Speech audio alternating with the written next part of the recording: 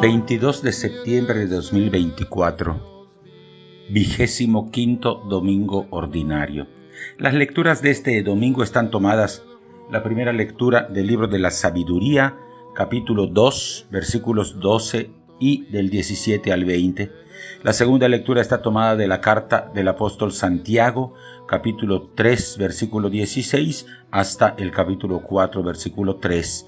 Y el Evangelio está tomado de San Marcos, capítulo 9, versículos del 30 al 37. Como hacemos cada domingo, tomamos en nuestras manos nuestra Biblia o nuestro misal. Hacemos una primera lectura atenta, pausada de los 3 pasajes y pasamos a escuchar los comentarios. Cuando marchaba hacia la casa de Dios. La primera lectura está tomada del libro de la Sabiduría, capítulo 2, versículo 12 y versículos del 17 al 20. El libro de la Sabiduría antecede por muy poco tiempo a la era cristiana.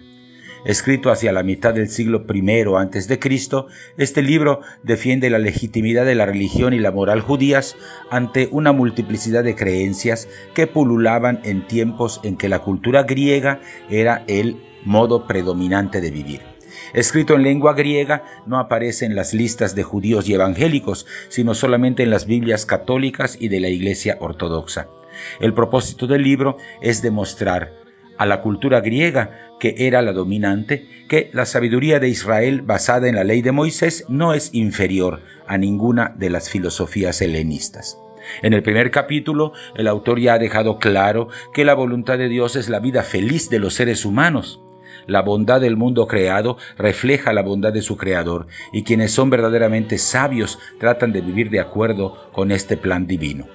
Ahora, en la sección que va del capítulo 2, versículos del 1 al 24 y que recomiendo leer completa, el autor presenta algunas de las ideas que se contraponen al ideal de la verdadera sabiduría. Es parte de la polémica de los judíos que viven en Alejandría, polémica con las filosofías griegas que circulan en su ambiente. El autor entiende que el ser humano es imagen de Dios y por tanto está llamado a la inmortalidad. La inmortalidad, entendida aquí como la eternidad feliz en manos de Dios después de la muerte, era una de las aspiraciones de todas las filosofías que estaban de moda en ese entonces. El autor demuestra que la inmortalidad es un don para aquellas personas que practican la justicia.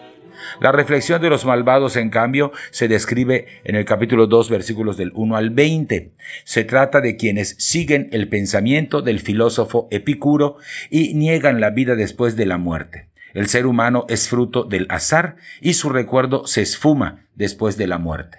Así, sin horizonte trascendente, rápidamente se deslizan a conductas que hacen daño a los demás.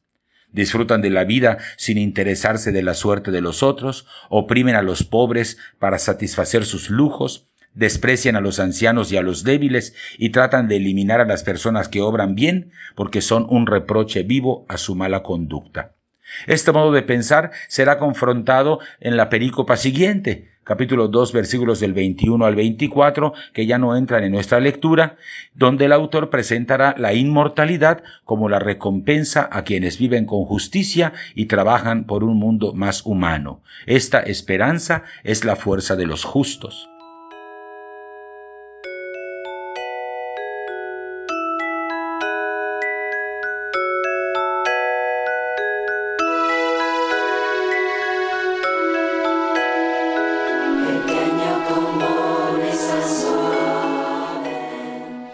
La segunda lectura está tomada de la carta de Santiago, capítulo 3, versículo 16 a capítulo 4, versículo 3. El pasaje dirige duras palabras en contra de algunos miembros de la comunidad que viven en medio de conflictos y de competencias. En el capítulo 1, versículo 27, el autor ha definido la verdadera religión como la práctica de la caridad y la solidaridad con las personas vulnerables, a quienes llamaba viudas y huérfanos, y también la capacidad de mantenerse incontaminado del mundo. Esta tarea no puede llevarse adelante sin problemas. La tentación de la comunidad es la de volver atrás y adaptarse, comprometerse con las estructuras antievangélicas que dominan el mundo. Se trata de una guerra que tiene lugar no solamente en el corazón de cada cristiano y cristiana, sino en el ámbito más amplio de la comunidad, donde se van multiplicando conflictos y afanes de competencia. Santiago es también, como el libro de la sabiduría, una reflexión que muestra cómo la verdadera sabiduría es capaz de resolver problemas de divisiones y desgarramientos en la comunidad. Si los cristianos y cristianas se apegan a la sabiduría que brota del Evangelio, podrán superar las intrigas y los altercados que sacuden a la comunidad. Dos eran los fundamentos que hicieron de Israel un pueblo santo. El primero es el amor de Dios, que lo convirtió entre todas las naciones en pueblo de su propiedad. El segundo es el hecho de que Israel ha quedado obligado a vivir en el orden social que Dios le ha regalado y que lo sitúa en fuerte contraste con el ordenamiento social de todos los pueblos restantes, como nos recuerda Levítico 20:26. Lo mismo ocurre ahora en el nuevo pueblo de los bautizados. Jesús ha convocado a sus discípulos a conformar el verdadero, el escatológico Israel, en el que ha de vivirse el orden social del reino de Dios. Por eso nos llama en el Evangelio a renunciar a todo tipo de dominación. Esto implica que la comunidad cristiana entre en contraste con las sociedades que se basan en la violencia y en el poder de dominación. Queda pues claro que ser sabio no significa acumular conocimientos secretos o raros, sino tener la capacidad y la sensatez de ajustar la propia vida a la voluntad de Dios. No es la sabiduría un don que se entregue para provecho personal, sino para edificación comunitaria. La sabiduría tiene sentido relacional, fortalece y enriquece a la comunidad.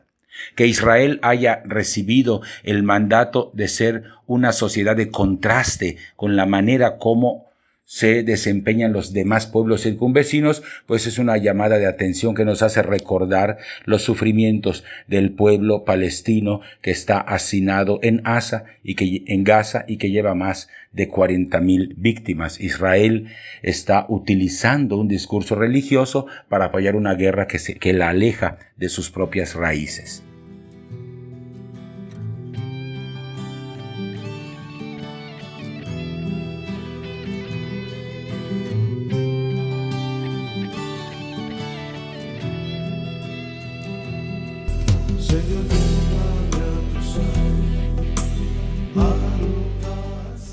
El Evangelio está tomado de San Marcos capítulo 9, versículos del 30 al 37. En la lectura continua que hacemos del Evangelio de San Marcos, leemos hoy el segundo anuncio de la pasión, seguido por una conversación de Jesús con sus discípulos. El texto insiste en que Jesús no quería que se supiese de su paso por Galilea, lo que significa que la enseñanza que dará no es para la multitud. Nuestro pasaje pone en evidencia la falta de comprensión de los discípulos, pues el maestro acaba de anunciarles que tendrá que sufrir y ellos caminan discutiendo acerca de quién entre ellos era el más grande. Por eso Jesús se concentra en la formación de sus discípulos. Es importante que comprendan el misterio de un Mesías que asume el sufrimiento como parte de su compromiso de fidelidad a Dios. Nuestro pasaje está compuesto de dos unidades: el segundo anuncio de la pasión, capítulo 8, versículos del 30 al 32. Mientras la obra de los adversarios de Jesús es buscar la muerte del Mesías, la obra de Dios es la de reivindicarlo con la resurrección. Es significativo que el pasaje afirme que los discípulos no entendían lo que Jesús les transmitía, como si Marcos se empeñara en subrayar el largo proceso de conversión en la que los discípulos entran cuando quieren seguir al Maestro. El segundo segmento ocurre cuando llegan ya a Cafarnaúm, a la casa de Jesús. Es la casa de Jesús y no la sinagoga, el lugar de la enseñanza a los discípulos. Jesús interviene en la discusión de los discípulos y encuentra silencio.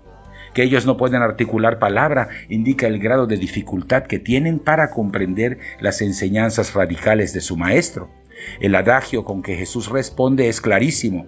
Entre los cristianos, el ejercicio del poder deberá ser un servicio a los demás y no ansia de dominio o de prestigio humano. Jesús completa su enseñanza realizando un gesto simbólico. Abraza a un niño, escenificando la inversión de valores que conlleva su seguimiento.